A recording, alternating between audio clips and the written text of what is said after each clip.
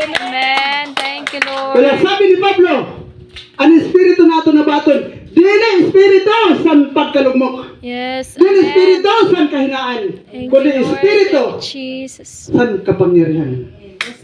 Hallelujah. Mga kamanghod, sinabi ko na sa tupa, 100% mga mananampalataya. Sabi ko sa prophecy ko, umabot man ang punto na ako na lang mabiling ka sa pamilya ko sa Diyos. Dili ako ma-surrender sa pagservice sa Ginoo. Amen. Nano mga pastor, kaya alam ko kag naranasan ko na ang Diyos mismo na tumawag sa buhay ko, ang sabi sa Bible, duha kung tulo na magkatipon na mag-worship siya pangaran, adi po siya sa atong kalagitnaan. Amen. Mga kamarahod, mawara man ang akon buong pamilya, magtalikod man sa pagservice sa Diyos. Dili ko kaya pugnan, dili ko kaya ipagsabihan na ang Diyos ko buhay.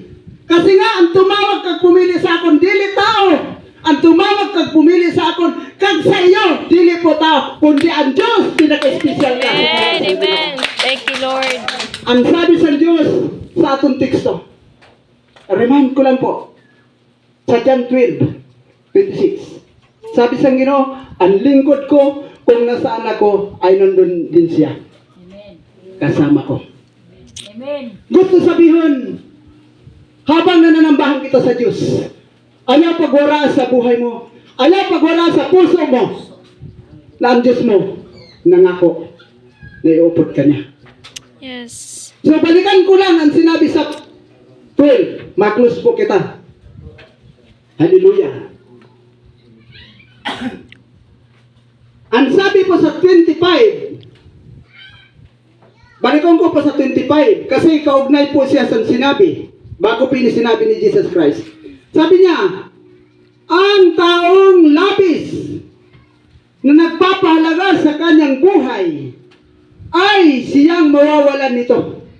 Ngunit ang, hallelujah, ngunit ang napupuot sa kanyang buhay sa daigdig na ito ay siyang makatatagpo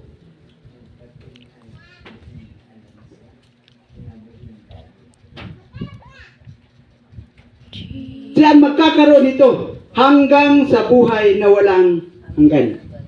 So mga kamanghod, isariwa ko lang. Ikaw ba ay kasama na ng Diyos? Ikaw ba ay na-develop na ng salita ng Diyos? Ikaw ba ay nagiging tahanan na ng Diyos?